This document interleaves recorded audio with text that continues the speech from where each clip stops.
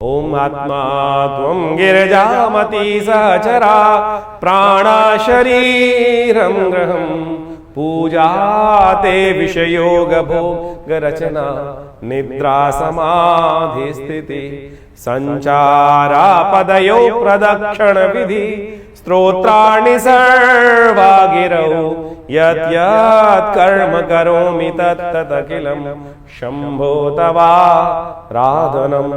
नमस्कार, स्वागत है आपका आचार्य वाणी में। मैं आचार्य डॉक्टर विक्रमादित्य आपके साथ हूँ। आज का विषय है मीन राशि वालों के लिए इस मई के महीने में ग्रहों का योग किस प्रकार का रहेगा। मई का आरंभ काल आपके लिए बहुत विशेष है और मई के दौरान तो कई ग्रहों का परिवर्तन का योग बन रहा है और आपकी राशि के स्वामी बृहस्पति तो बहुत महत्वपूर्ण परिवर्तन की तरफ जा रहे हैं। तृतीय भाव से निकलकर, साहस से निकलकर पराक्रम भाव, ये आपके विशेष तौर पर सुख वाले भाव में जाएंगे।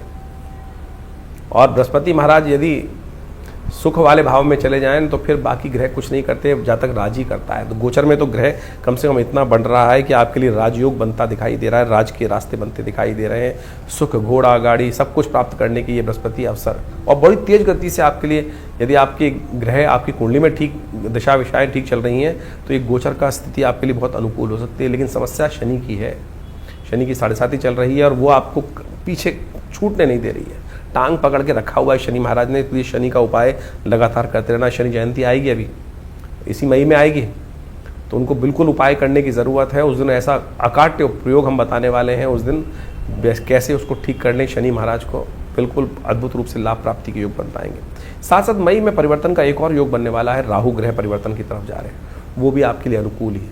बस शनि को मनाना पड़ेगा आपको, क्योंकि 7.5 का जो दौर है ये सबसे खराब चीज़ चल रही है। और ऐसे में ग्रह नक्षत्रों के दृष्टिकोण से मई में जो ग्रह परिवर्तन की तरफ जाएंगे उनको भी आपको अच्छे से समझना चाहिए। एक और मई के आरंभ काल में ग्रह परिवर्तन की तरफ जा रहा है जो कहा जाता है यम, यानी मृत्यु का ग्रह, मृत्यु का देवता यम जिसको कहा जाता है, उसका नाम है प्लूटो प्लैनेट, जिसको यम के रूप में भारतीय ज्योतिष विज्ञान ने स्थान दिया है। और वो भी वक्री होने जा रहा है और वो विश्व के लिए कोलाहल, युद्ध की स्थिति, रक्त रंजित राजनीति की स्थिति, छत्रभंग की स्थिति उत्पन्न करता दिखाई देगा। तो इस चमत्कारिक परिवर्तन वाले दौर में आपके लिए ग्रह कैसे हैं आपको समझ लेना चाहिए। सिलसिलेवार तरीके से हम बताते हैं। सबसे पहले बात करते हैं 1 मई की।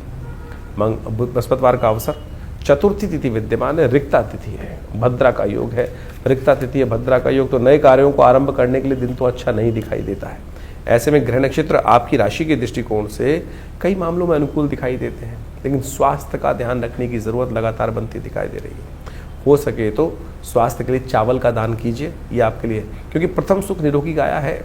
स्वास्थ्य का ध्यान रखने की जरूरत है, जल्दबाजी मत कीजिएगा और थोड़ा क्लियर वॉइस लेकर आशीर्वाद देकर काम करने का प्रयास करें। बृहस्पतिवार का दिन है, भगवान विष्णु का आशीर्वाद, गुरुजन का आशीर्वाद, और आशीर्वाद मिलता है झुकने से, नमन करने से, तो इसको ग्रहण करें, कल्याण होगा। 2 तारीख शुक्रवार का अवसर, पंचमी तिथि विद्यमान है और ग्रह नक्षत्रों के दृष्टिकोण से ये ग्रह थोड़े से आपके खर्चे बढ़ाते दिखाई दे रहा है और ऐसे में खर्चों का थोड़ा नियंत्रण रखना बहुत ज़रूरी रहेगा ग्रह नक्षत्रों के दृष्टिकोण से। और थोड़े अपने गुस्से को भी कंट्रोल करने की ज़रूरत है। अननेसेसरी का गुस्सा, अननेसेसरी की फ्रस्ट्रेशन कहीं ना कहीं थोड़ा सा अवॉइड करेंगे तो अच्छा रहेगा।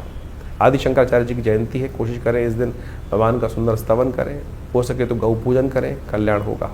3 तारीख शनिवार का अवसर है, षष्ठी तिथि इस दिन विद्यमान है। ग्रह नक्षत्रों के दृष्टिकोण से देखें तो चंद्रमा इस दिन आपकी राशि में उच्च के होकर मंगल के साथ योग बनाएंगे। मंगल जो कमज़ोर चल रहे हैं, शक्तिहीन चल रहे हैं, कम से कम 2-3 दिन के लिए तो उनको शक्ति दे सकते हैं चंद्रमा, ये आपके लिए अच्छा रहेगा। इस दिन एक और ग्रह परिवर्तन की तरफ जा रहे हैं, मृत्यु के देवता प्लैनेट जिनको प्लूटो कहा जाता है, यम जिनका नाम है। तो ऐसे में ये विश्व के लिए थोड़ी सी भयावह स्थिति उत्पन्न कर सकते हैं, प्राकृतिक आपदाओं के योग बना सकते हैं। तो ऐसे में ध्यान रखते हुए कार्य करें। प्लूटो को परिवर्तन वक्री स्थिति में जाना ये कहीं ना कहीं युद्ध की पूर्व सूचना है, युद्ध को और भयावह कर सकता है। ऐसे में बृहस्पति अतिचारी योग बना रहे हैं। इन आने वाले बृहस्पति, ये वक्री जो है प्लूटो बहुत वर्ष तक रहते हैं। तो ऐसे में ये अतिचारी बृहस्पति और प्लूटो प्लैनेट वक्र स्थिति में ये कहीं ना कहीं थोड़ा सा चीज़ों को अगेंस्ट करेगा पूरे विश्व के लिए। और ऐसे में कहीं ना कहीं क्लैश बढ़ेगा, द्वंद्व बढ़ेगा, छत्रभंग होने के योग बनेंगे। राज्य के, देशों के लिए, कुछ देशों के लिए तो बहुत भयावह स्थिति उत्पन्न हो सकती है। ऐसे में आपको अपने ग्रहों को ठीक करने के लिए, क्योंकि 7.5 आपकी चल रही है, आपको हम एक ही बात बता रहे हैं कि 7.5 का उपाय केवल करते रहो, बाकी सब ग्रह आपके अनुकूल। शनिवार है, गंगा सप्तमी है इस दिन। गंगा इस धरा पे एक ऐसी चीज़ है कि जो समस्त कष्टों को दूर करने का माध्यम है। गंगा से स्नान, जल से स्नान कीजिए। गंगा सप्तमी जिस दिन जानवी, जिनको नाम जानवी पड़ा, भगवती का नाम जानवी पड़ा, जो जंगा से, ऋषि की जंगा से भी उत्पन्न हुई थी। तो ऐसे में भगवती का सुंदर स्तवन करें, उनका ध्यान करें, भगवान शिव का अभिषेक गंगा जल से करें। ये शनि को अनुकूल करने के लिए सबसे श्रेष्ठ उपाय है, कुछ और करने की जरूरत नहीं पड़ेगी। नित्य प्रति थोड़ा गंगा जल लेकर भगवान शिव का अभिषेक करें तो देखिए कल्याणकारी योग बनेगा, कष्टों को दूर करने के योग बनेंगे। आप भी अपने ऊपर थोड़ा गंगा जल छिड़कें, हो सके तो गंगा जल से स्नान करें। 4 तारीख रविवार का अवसर, सप्तमी तिथि विद्यमान है और ग्रह नक्षत्रों के दृष्टिकोण से ये समय आपके लिए अच्छा है।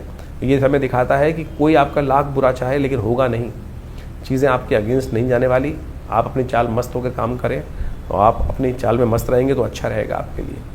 भद्रा का योग है, नए कार्यों में हाथ न डालें, वो आपके लिए बहुत ज़रूरी है। सूर्य को जल दें, वो आपके लिए स्थिति अच्छी करेगा, सूर्य के ताप को बढ़ाएगा और आपके लिए एग्रेसिवनेस को त्यागते हुए कार्य करना अच्छा रहेगा। 5 तारीख सोमवार का अवसर, अष्टमी तिथि विद्यमान है। ग्रह परिवर्तन की तरफ जा रहे हैं, थोड़े कमज़ोर होते जा रहे हैं। सुबह अच्छी दिखाई देते हैं लेकिन शाम आते आते थोड़ी शत्रु बाधा, अननेसेसरी एंजाइटी, थोड़ी मनोमस्तिष्क की परेशानियाँ थोड़ी परेशान करती दिखाई दे रही है। ऐसे में क्या करना चाहिए?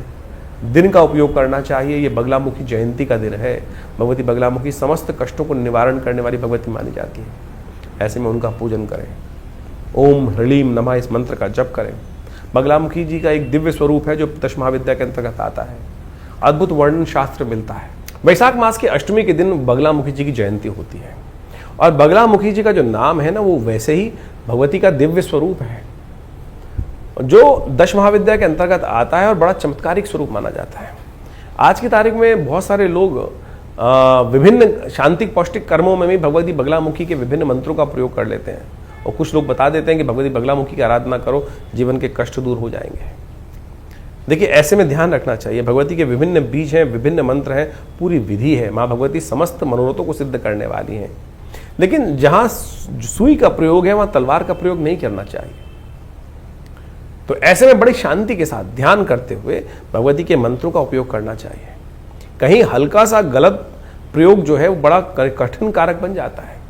आमतौर पे वैसे तो लोग मंत्र को सही से उपयोग करते नहीं है। यदि विधि यानी ये ऐसा ब्रह्मास्त्र है कि इसको छोड़ने के बाद फिर वापस नहीं लिया जा सकता और बहुत बाद में कई बार विकट स्थिति बन जाती है।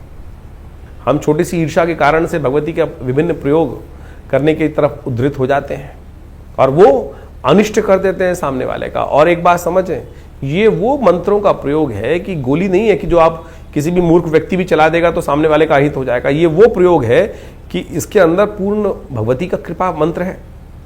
आप ये समझ लीजिए, अगर सामने वाले का कोई दोष नहीं है तो आपके ऊपर वापस आकर जिस प्रकार के मंत्र प्रयोगों का आघात होता है वो बड़ा भयावह होता है। मैंने देखा है, बिल्कुल अपने जीवन में देखा है कि बहुत सारे लोग जबरदस्ती, बहुत पुरानी बात है, हमारे आश्रम पे एक व्यक्ति आते थे और वो आप माने कि बहुत, जैसे हमारे यहाँ वर्ण 4 वर्ण बताए गए हैं, ना तो ब्राह्मण नहीं थे, लेकिन उनको एक मंत्र कहीं से मिल गया और बगलामुखी जी का मंत्र था और जहाँ वो रहते थे किराए पे रहते थे और क्या हुआ कि वो अपने मालिक से भिड़ गए। उनको वो निकालने का प्रयास कर रहा था, ये मान नहीं रहे थे, निकल नहीं रहे थे, कुछ ना कुछ दिक्कत चल रही थी, सरकारी जॉब में थे।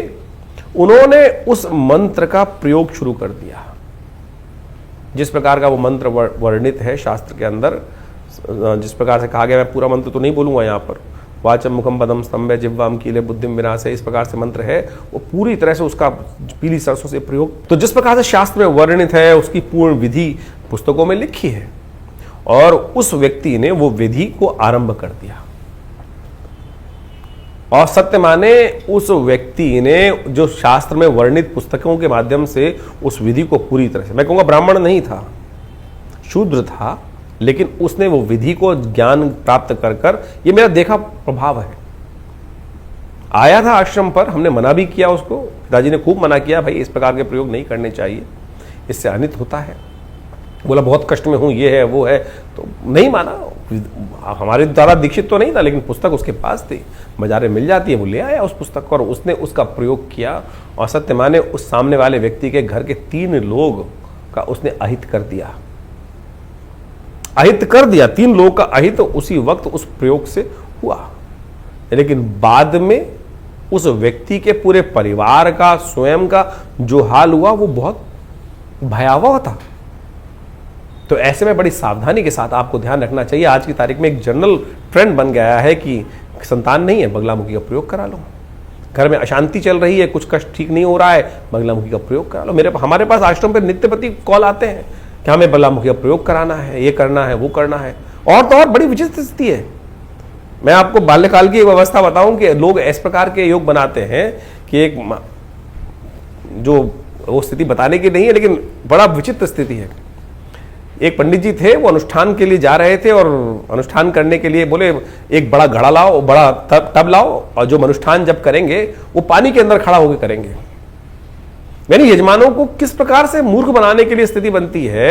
बहुत, मैं कहूंगा पंडित नहीं है ऐसे लोग कलाकार हैं।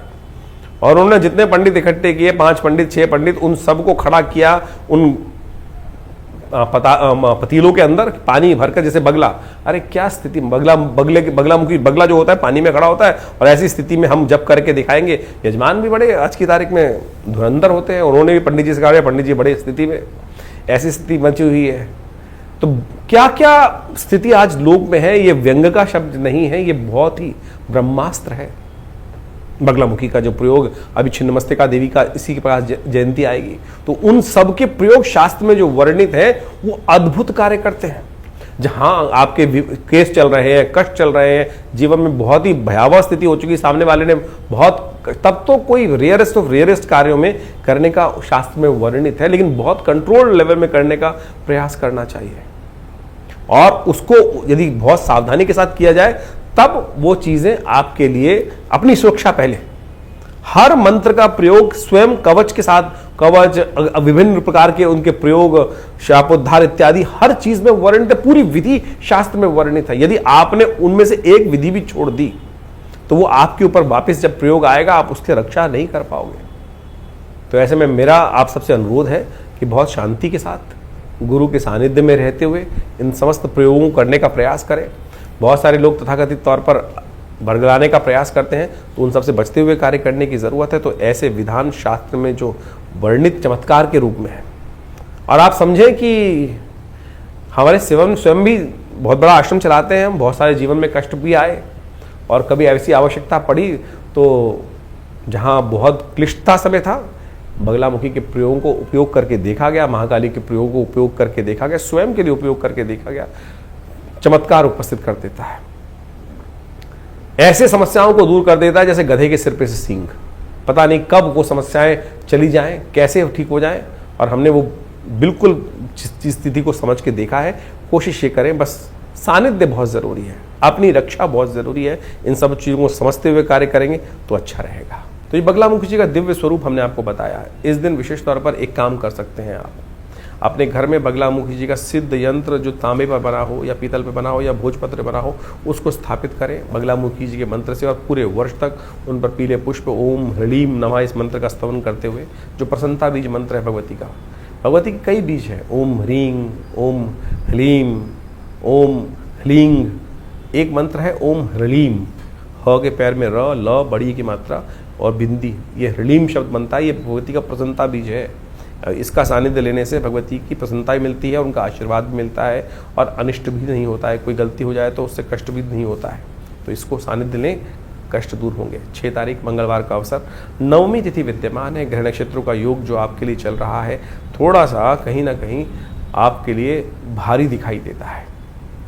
चंद्रमा 6ठे भाव में बैठकर कहीं ना कहीं थोड़ा सा स्वास्थ्य के मामले में थोड़ा परेशानी भी कर रहे हैं, थोड़े से आपके मन को भी थोड़ा परेशान कर रहे हैं, थोड़ी सी वरीज उत्पन्न करते दिखाई दे रहे हैं, थोड़ा जुर्माना करने का योग भी बना रहे हैं। तो ऐसे में क्या करना चाहिए?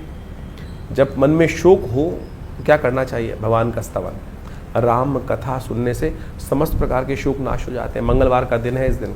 और एक और सुंदर योग है कि इस दिन जानकी नवमी है, भगवती सीता जी का प्रादुर्भाव हुआ था। सुंदरकांड के अंदर वर्णन आता है कि भगवती जब उस अशोक वाटिका में बैठी थी तो हनुमान जी ने उनके सन्निकट जाकर राम कथा सुनाई। भगवती के मन से शोक दूर हुआ और भगवती ने आशीर्वाद दिया हनुमान जी को कि अजर अमर सुत हो। तो आप भी यही कर सकते हैं, सुंदर रूप से इस दिन सुंदरकांड का पाठ करें। मंगलवार के दिन, जानकी नवमी के दिन सुंदरकांड का पाठ करें। उससे क्या होगा? अजर अमरता का आशीर्वाद भगवती से मिल जाएगा। यही सुंदर स्तुति है भगवती की। राम कथा सुनाने से ये भगवती को आशीर्वाद दे देती हैं।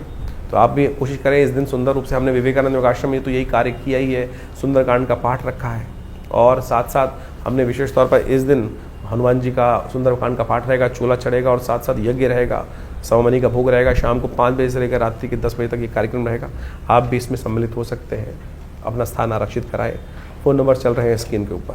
7 तारीख बुधवार का अवसर, दशमी तिथि विद्यमान है और इस दिन ग्रहों का परिवर्तन का योग की सीरीज में एक और ग्रह परिवर्तन की तरफ जा रहे हैं। आपके केंद्र के स्वामी बुध ग्रह शक्तिहीन जो चल रहे थे, लग्न में चल रहे थे, आपकी राशि में चल रहे थे, वो आपके लिए बहुत सुंदर योग बना रहे हैं, ताकत में आ रहे हैं। आपके लिए ऐसा योग बन रहा है कि बुध आदित्य योग जो आपके मनोनुकूल रहेगा। नेगेटिविटी त्यागें, पॉजिटिव विचार सोचें, पॉजिटिविटी होने शुरू हो जाएगी। ऐसा सुंदर योग बन रहा है। ये आने वाले 15 दिनों में बहुत सारी चीज़ों को मोटिवेट करने का योग आपके लिए बनता दिखाई देगा। श्री गणेश का सुंदर स्तवन करना आपके लिए कल्याणकारी रहेगा। अष्टमी 8 तारीख की बात कर लेते हैं। 8 तारीख बृहस्पतिवार का दिन, 8 मई एकादशी तिथि है और उस दिन ग्रहों का परिवर्तन का योग बनते बनते आपके लिए सप्तम भाव में बैठकर चंद्रमा बृहस्पति से दृष्ट होकर गजकेसरी योग का निर्माण कर रहे हैं। ये आने वाले 2-3 दिनों में आपके लिए कई अच्छे योग बनाएंगे, लाभ के योग बनाएंगे। ऐसे में आपको बिल्कुल ध्यान रखना चाहिए, मन में आ रहे विचारों को पूरी तरह से ध्यान रखें। ये आपके लिए किस्मत जगाने वाले विचार होंगे। छोटी छोटी बातों पर जरूर ध्यान दें, इग्नोर मत कीजिएगा। बहुत सारी इंट्यूशंस आपके लिए आ सकते हैं, वो आपके लिए कल्याणकारी योग बनाएंगे। इस दिन एकादशी है, मोहिनी एकादशी का सुंदर वर्णन शास्त्र मिलता है। भगवान विष्णु की उपासना करने से भगवान विष्णु आपके अनुकूल हो जाते हैं और जब भगवान अनुकूल हो जाए, राम की कृपा होने लगे, तो फिर समस्त कष्ट अपने आप दूर हो जाएंगे ना। इसकी कथा शास्त्र में बड़ी अद्भुत रूप से वर्णित है। इस दिन मोहिनी एकादशी है। भगवान विष्णु पालक माने जाते हैं और वो सबका पालन करते हैं। जो भी भक्त हैं भगवान की कृपा से ही उनके अनिष्ट दूर हो जाते हैं। एक बार शंभु भगवान, जो ऐसे कहे जाते हैं भगवान शिव, जिस पर को भी आशीर्वाद देते हैं उसका कल्याणकारी योग बना देते हैं। जो भी जाता है उसको तथास्तु भगवान भक्त, वो ये नहीं देखते कौन भक्त किस प्रकार से, जो उनकी श्रद्धा करता है उन सबको आशीर्वाद मिलता है। कहा जाता है एक दिन भस्मासुर उनके समक्ष गया, बड़ी साधना करी, बड़े अद्भुत रूप से वर्षों तक, सालों तक, सदियों तक उनकी साधना करता रहा। भगवान प्रसन्न हुए और कहा तथास्तु, मांगो वरदान। वो भी बड़ा विचित्र था, उसने कहा कि मैं जिसके सिर पे हाथ रखूं वो भस्म हो जाए। ये आशीर्वाद मांग लिया। कहा जाता है कि ये आशीर्वाद मांगने से क्या हुआ, क्या वो ये आशीर्वाद जो लिया उसने, कहा भगवान ऐसे कैसे मान लो, ये जो आशीर्वाद आपने दिया है वो अजर अमर है, बिल्कुल बिल्कुल सही सटीक रहेगा। तो कहा जाता है कि बोले मैं अपना हाथ आपके सिर पे रखूंगा। अब भगवान का आशीर्वाद गलत तो हो ही नहीं सकता, मिथ्या हो ही नहीं सकता। भगवान के ऊपर वो हाथ रखने का प्रयास किया। कहा जाता है भगवान आगे आगे और भस्मासुर उनके पीछे पीछे। और ऐसे में भगवान ने मोहिनी अवतार धारण किया, भगवान विष्णु ने मोहिनी अवतार धारण किया। और ये मोहिनी अवतार धारण करने के बाद जब वो उस भस्मासुर के समक्ष, भगवान शिव कहा जाता है उसमें कपूर आग के फूल के अंदर में जाकर जो स्थान ग्रहण किया था, उन्होंने वहां जाकर विभिन्न बहुत कथाएं बहुत विचित्र हैं, लेकिन मोहिनी अवतार में भगवान ने स्वयं रूप में उपस्थित होकर प्रेम के वश में, भगवान प्रेम के वश में जब आते हैं ना तो नियम बदल देते हैं सब कुछ। तो भगवान ने भगवान शंभु के प्रेम में उस मोहिनी अवतार को धारण किया, क्योंकि भक्त है शिव जो है वो भगवान हरि के भक्त हैं और हरि जो है वो शिव के भक्त हैं।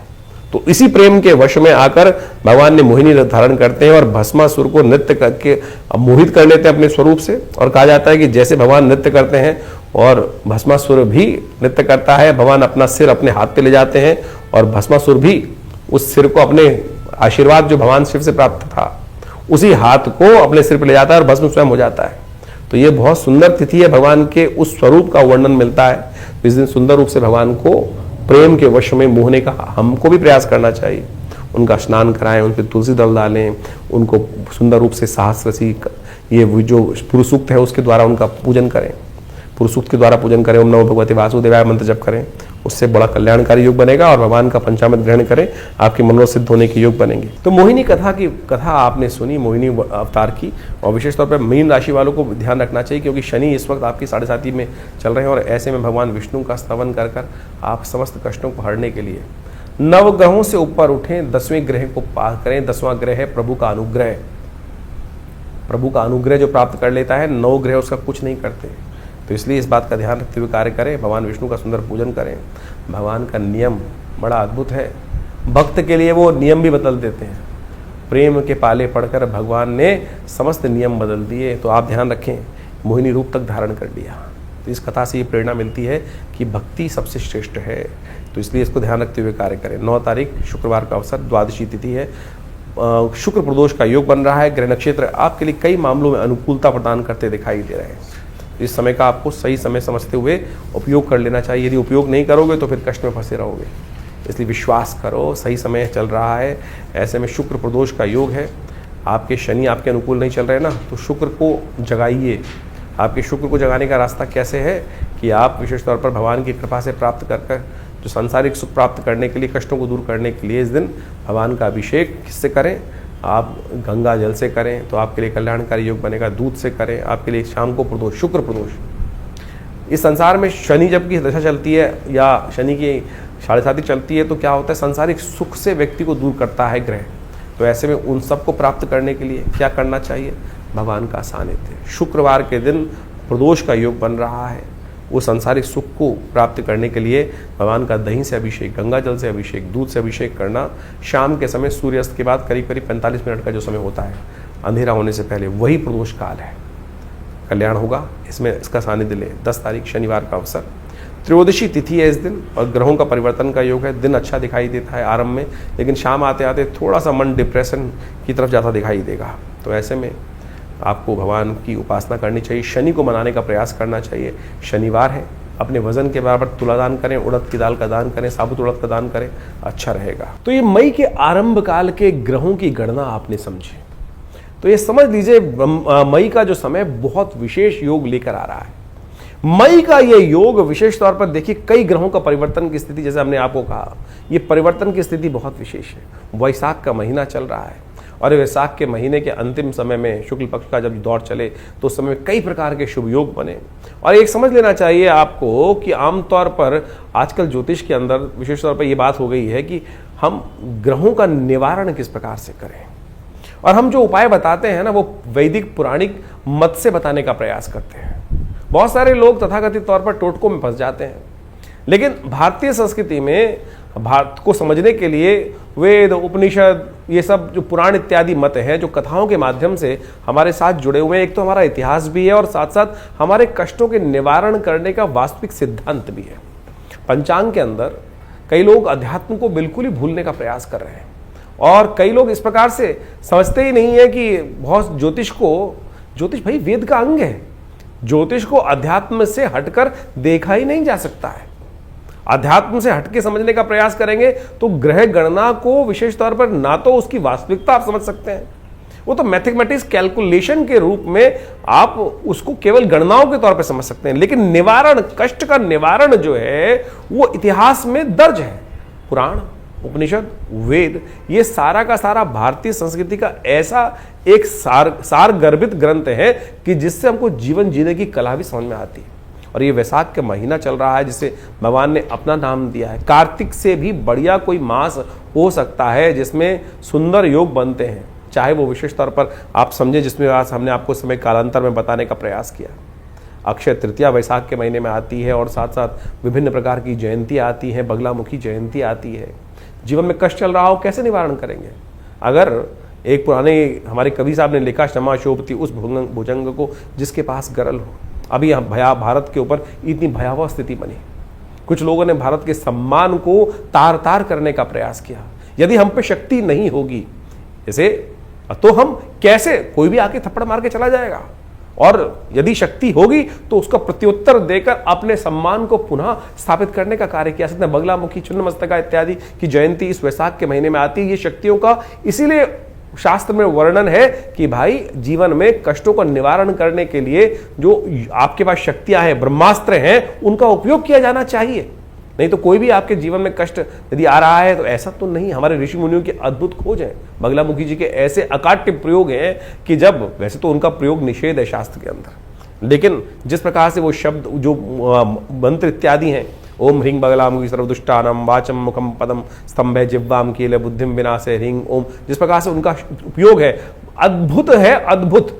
यानी यदि शास्त्र में जैसा हमने कहा कि उनका उपयोग ये साधारण तौर पर निश्चित माना गया है, लेकिन जब सर से पानी ऊपर चला जाए और आपने कोई अपराध नहीं किया है, सामने वाला आपको खत्म करने के कगार पे है, तब इन ब्रह्मास्त्रों का प्रयोग शास्त्र में वर्णित किया गया है। और आदिकाल में लोगों ने, हजारों लाखों लोगों ने इसका उपयोग करके अपने कष्टों को दूर करने का रास्ता बनाया है। इसी प्रकार से छिन्नमस्तिका देवी की जयंती इसमें आए, नरसिंह भगवान की जयंती इसमें आ रही है, और तो और अनेक प्रकार के सुंदर योग इस वैशाख के महीने में बनाए।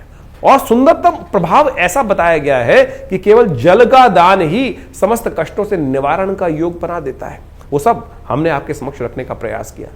ज्योतिष को कई लोगों ने केवल नग बेचने का धंधा और कुछ ना कुछ और बदतमीजी, और बहुत सारे आज की तारीख में लोग, पता नहीं ज्योतिष को कहीं कोई रिलेशन नहीं है। एक तो महानुभाव हम अभी समझ में आ रहा है, लोग हमसे आगे पूछते हैं कि बहुत सारे ज्योतिषी कहते हैं कि सुरा पान करना भी ग्रहों को शक्ति देता है। अरे मूर्खता की पराकाष्ठा है। किस प्रकार से शास्त्र में कहां, किस प्रकार से, कौन से जगह वर्णित है जिनको शब्दों का, संस्कृत का एक आ ई उ का ज्ञान तक नहीं है, शब्द पता ही नहीं है कि जो किस प्रकार से उपस्थित करने की बात कर रहे हैं। कई लोग तो आज भारतीय संस्कृति को इस प्रकार से कहते हैं कि देवता जो सोमरस का पान करते हैं उसको हम मदिरा के साथ जोड़ देते हैं। अरे मदिरा और सुरापान में बहुत फर्क है। सुरा का मतलब होता है चंद्र से निकला हुआ अमृत के समान शीतल पेय जो अमृतत्व का वर्णन करता है। क्या वो सुरा के, मदिरा के साथ उसको जोड़ सकते हैं आप?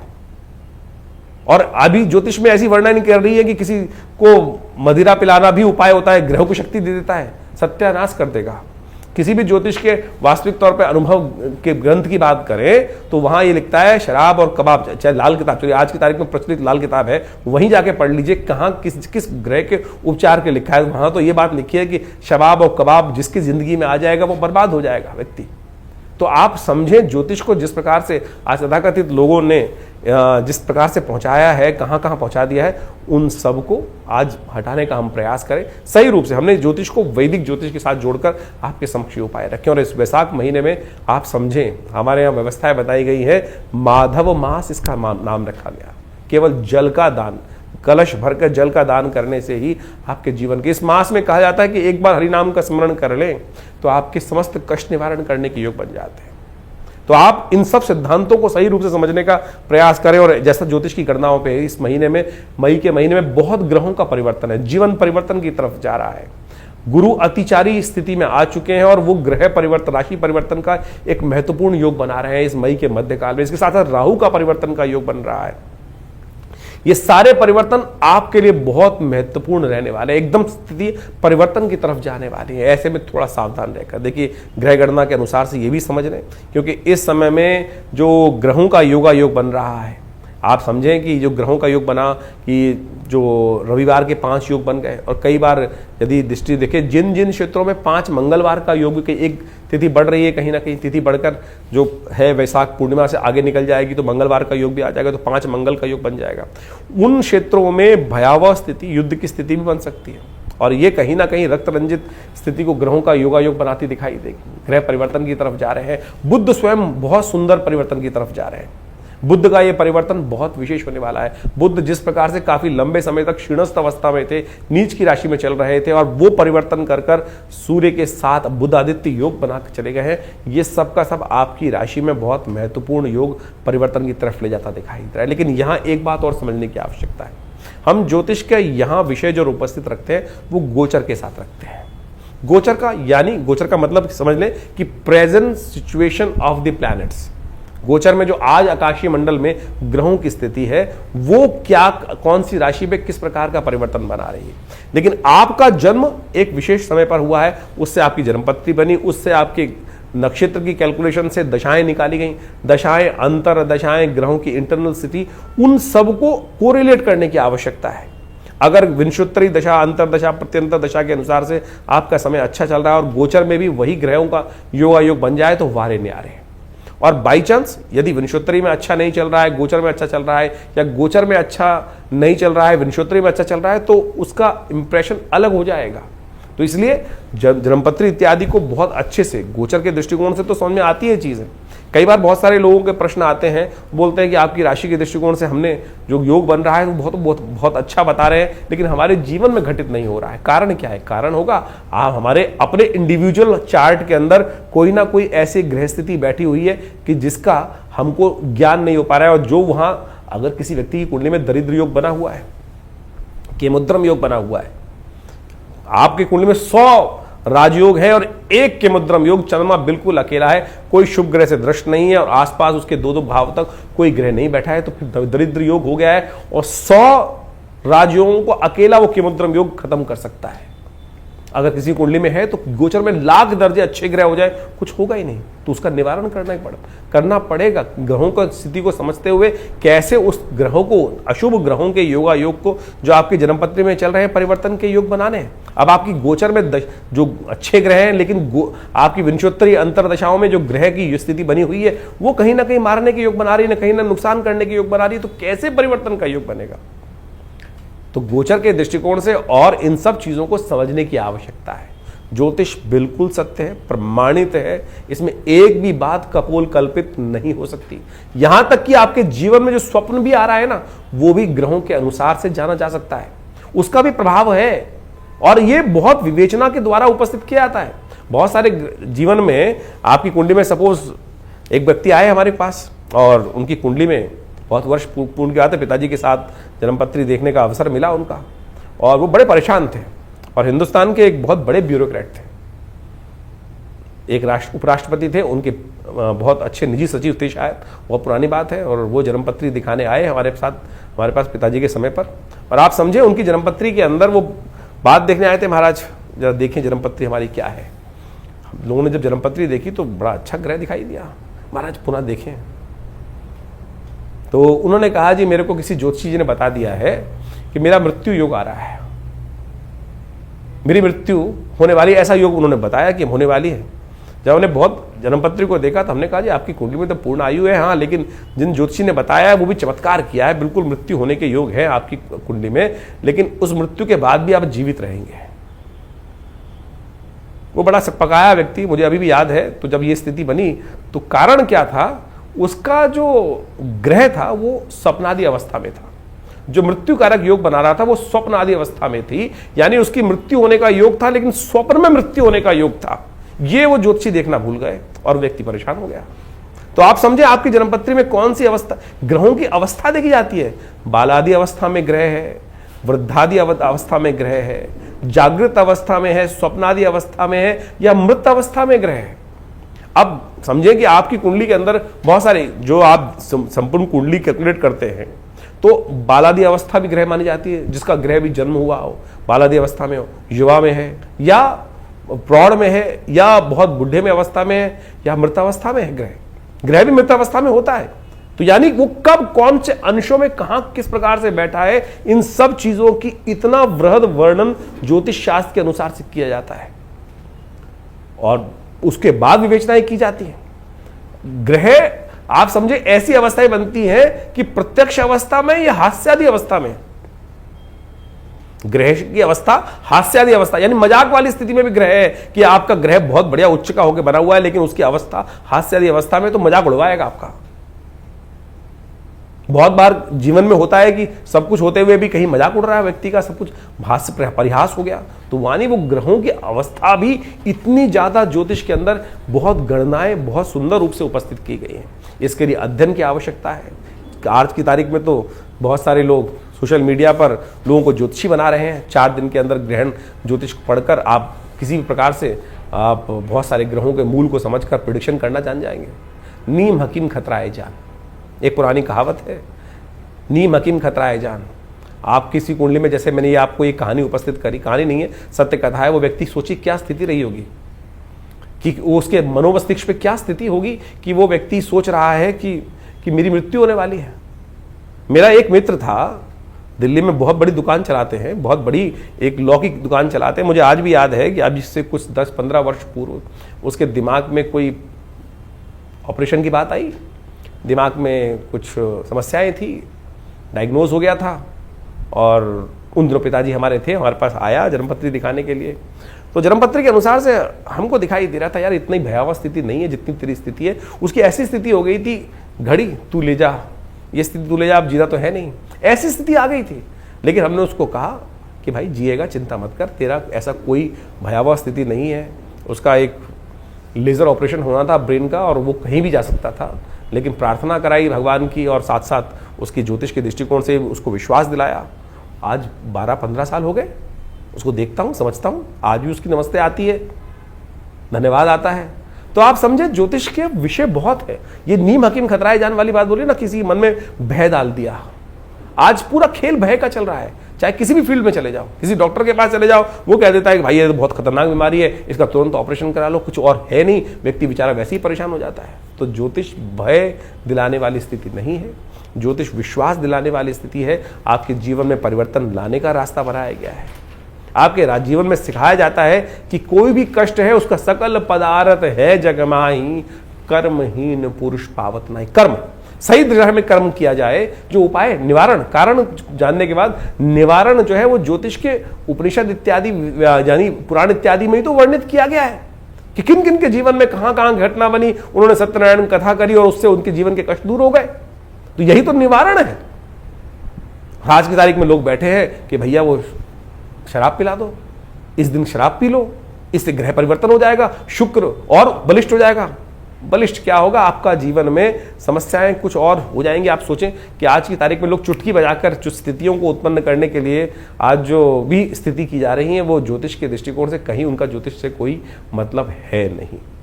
तो हम इन समस्त चीज़ों को आपके समक्ष पूरी तरह से ज्ञान वर्धन करने के साथ साथ चीज़ों को सही रूप से करने का प्रयास करते हैं। तो ज्योतिष को सही रूप से समझें, चीज़ों को अपने जीवन में उतारने का प्रयास करें।